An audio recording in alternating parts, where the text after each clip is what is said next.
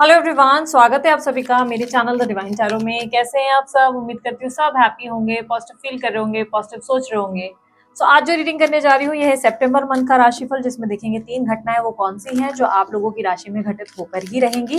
ये reading general होगी और साथ ही साथ ये राशि के बेसिस पे होगी। इसको आप sun sign, moon sign, rising sign, date of birth नाम के अनुसार जैसे चाहे वैसे देख सकते हैं, ठीक है। और उसके अलावा ये रीडिंग जो है सितंबर मंथ के लिए, तो पूरे सितंबर मंथ में आप कभी भी से देख रहे हैं, ये आपके लिए एप्लीकेबल होगी, ठीक है। आप लोगों को पर्सनल रीडिंग वगैरह करवानी हो तो उसके लिए डिटेल स्क्रीन पर है, और ब्रेसलेट वगैरह बनवाना हो तो उसके लिए भी डिटेल स्क्रीन पर है।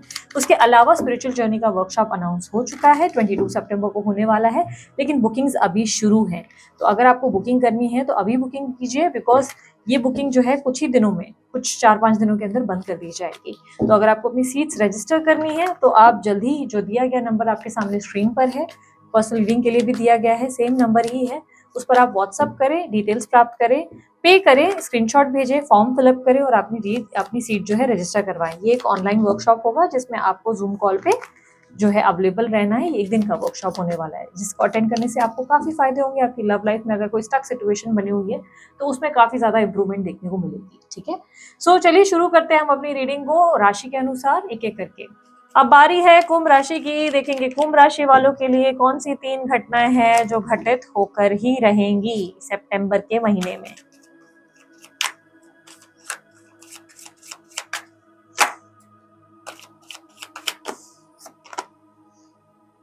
Clinging to the past, possibilities, isolation, innocence,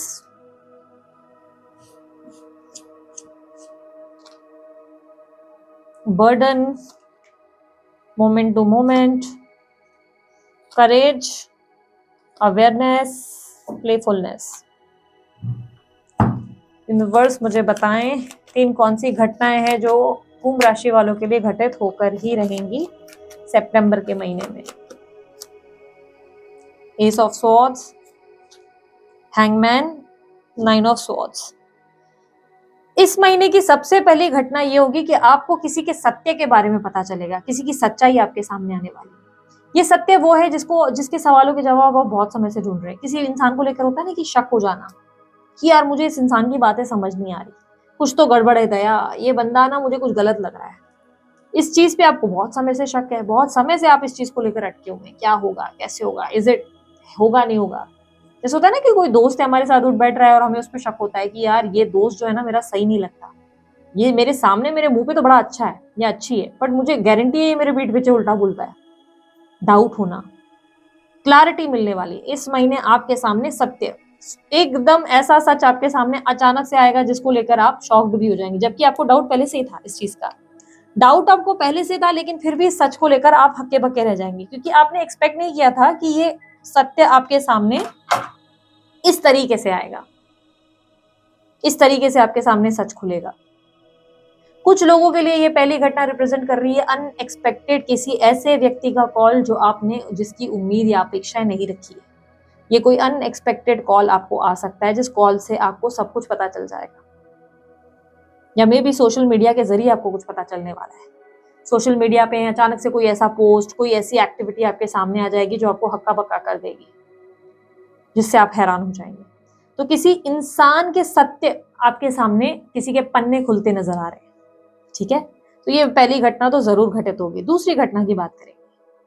दूसरी घटना रिप्रेजेंट कर रही है कि इस महीने आप अचानक से बहुत ज्यादा स्पिरिचुअल हो जाएंगे, भगवान के प्रति आस्था बढ़ेगी, ईश्वर को जानने का प्रयास करेंगे, ईश्वर को समझने का प्रयास करेंगे, पूजा पाठ में मन लगेगा।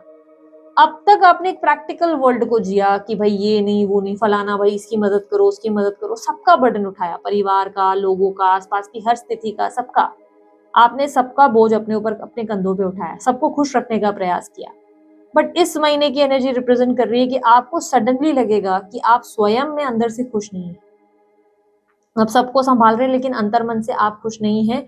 इसीलिए इस महीने सडनली आपको लगेगा कि अब मुझे ईश्वर के द्वार पे जाना चाहिए, भगवान का नाम लेना चाहिए, भगवान के नाम जपने चाहिए, मे बी मेडिटेशन करना चाहिए, या कोई ऐसी एक्टिविटी जिससे मैं खुद को बेटर पर्सन बना सकूं, मैं अपने आप को संभाल सकूं। आप खुद को संभालने का प्रयास करते हुए, खुद की हीलिंग करने का प्रयास करते हुए नजर आ रहे हैं।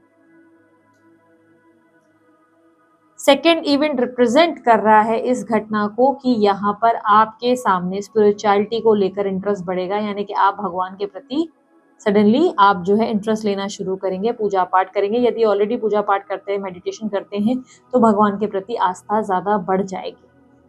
तो पहली घटना, किसी का सत्य आपके सामने आएगा, ऑब्वियसली मन खराब होगा, झटका भी लग सकता है। दूसरी घटना रिप्रेजेंट कर रही है स्पिरिचुअल एक्टिविटीज के प्रति आपका इंटरेस्ट बढ़ेगा। स्पिरिचुअल प्रैक्टिसेस, योगा, मेडिटेशन, भगवान का नाम जप, मंत्र, चांटिंग वगैरह, ऐसी कुछ चीजें जो आपको स्पिरिचुअली और ज्यादा स्ट्रांग बना सके, अंतर्मन को शांत कर सके, पीस ऑफ माइंड मिल सके, ऐसी चीजों में पार्टिसिपेट करेंगे। मे भी हो सकता है किसी रिट्रीट चले जाएं, कोई ऐसी एक्टिविटी जहाँ पर एक होता है ना मोबाइल ले लेते हैं और आपको बस ध्यान में बिठा देते हैं, तो वो वाली एनर्जी, ऐसे कोई रिट्रीट जा सकते हैं आप। धार्मिक स्थल जाने की इच्छा जाग सकती है, कोई धार्मिक स्थल पे विजिट कर सकते हैं, ऐसे चांसेस भी बहुत स्ट्रॉन्ग है कि किसी धार्मिक प्लेस पे विजिट कर ले। ठीक है, तीसरी घटना की बात की जाए, तीसरी घटना रिप्रेजेंट कर रहा है कि इस महीने आप खुद को आइसोलेट करेंगे, लेकिन पूरे महीने तक नहीं। इस महीने आप धीरे धीरे अपने आप को समझकर दोबारा अपनी लाइफ की एक नई शुरुआत करने वाले हैं। यानी कि आइसोलेशन से अब मैं बात बताती हूँ, यहाँ पर आप देख सकते हो, मैं आपको समझाती हूँ, एक्सप्लेन करती हूँ। आइसोलेशन की एनर्जी रिलेट कर रही है 9 ऑफ स्वॉर्ड्स के साथ। ठीक है, ये पेनफुल एनर्जी है, किसी का चोट, किसी का दर्द आपके ऊपर इतना हावी हो गया है, किसी को लेकर आप इतनी ज्यादा चोट में और इतनी तकलीफ में है, इतने पेन में है, आप किसी को लेकर बहुत ज्यादा अंदर से एंजाइटी, स्ट्रेस, डिप्रेसिव एनर्जी को फील कर रहे हैं। ठीक है, बट यहाँ पर आप देखो, स्लोली स्लोली, कदम दर कदम, एक एक करके आप कदम उठा रहे हैं और धीरे धीरे आप अपनी परिस्थिति को बदल रहे हैं। प्लेफुलनेस, सडनली आप जो है वापस अपनी लाइफ में खुश होते हुए, हैप्पी होते हुए, दोबारा नए सिरे से मुस्कुराते हुए, खुद को बेहतर बनाते हुए नजर आ रहे हैं। हालांकि इसका मतलब ये नहीं है कि आप एकदम से नॉर्मल हो जाएंगे, अंदर से दर्द में नहीं है, दर्द में तो हैं आप, क्योंकि यहाँ पर एनर्जी देखो तो जोकर की है। जोकर क्या रिप्रेजेंट करता है? फेस पे स्माइल पर अंदर तकलीफ होती है ना, तो वो है। बट आप एटलीस्ट ट्राई कर रहे हो, you are trying your level best. तो तीसरी घटना रिप्रेजेंट कर रहा है कि आइसोलेशन में जाएंगे, लेकिन इस आइसोलेशन से निकालेंगे भी खुद को बाहर। धीरे धीरे इस आइसोलेशन से बाहर निकलकर अपने आप को बदलते हुए, दोबारा चेंज करते हुए, एक नई शुरुआत, जिंदगी की नई शुरुआत करते नजर आ रहे हैं। पहली घटना है किसी का सत्य पता चल जाएगा, दूसरी स्पिरिचुअलिटी के प्रति आपका बहुत इंटरेस्ट बढ़ जाएगा, तीसरी घटना आप किसी तरीके का फियर ऑफ लॉस, डर फेस कर रहे हैं, कोई तकलीफ, कोई पेन, कोई स्ट्रेस, इसके वजह से आप खुद को आइसोलेट, यानी कि आप अकेले रहना शुरू कर देंगे, पर थोड़े टाइम के अंदर खुद को हील करके वापस बाहर लाएंगे। ठीक है, यूनिवर्स मुझे पता है एडवाइस क्या है, कुंभ राशि वालों के लिए एडवाइस क्या है, सितंबर मंथ के लिए कुंभ राशि वालों के लिए एडवाइस दें। Night of swords, 10 of swords. यार देखो, पता है मुझे बहुत ज्यादा स्ट्रांगली ऐसा लग रहा है, जो अभी तक मैं देख पाई हूँ, जिस चीज को मैंने ऑब्जर्व किया है, मुझे बहुत स्ट्रांगली ऐसा दिखाई दे रहा है कि जो आप लोगों के साथ हो रहा है ना, ये किसी रिलेशनशिप को लेकर ही हो रहा है। पहली घटना रिप्रेजेंट कर रहा है कि आपको किसी का सत्य जो समझ में आएगा, वो आपका पार्टनर है, शायद वो आपका पार्टनर है। दूसरी घटना, आप उस इंसान को लेकर अपनी स्पिरिचुअल जर्नी में है, स्पिरिचुअल हीलिंग वगैरह प्रैक्टिसेस करेंगे।